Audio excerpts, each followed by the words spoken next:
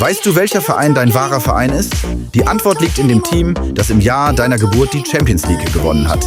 Das ist dein echter Verein. Verrückt, aber wahr. Einige Experten sagen jedoch, dass es kein Zufall ist, dass du den Verein unterstützt, den du liebst.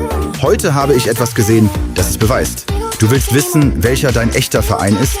Hinterlasse einfach dein Geburtsjahr in den Kommentaren und ich verrate dir, wer in jenem Jahr in Europa regierte. Vergiss nicht zu liken und mir zu folgen, um mehr Fußballinhalte wie diesen zu erhalten.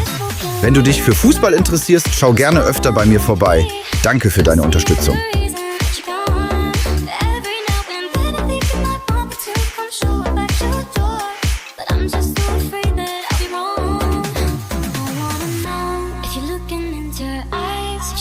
To you so tight, the way I did before.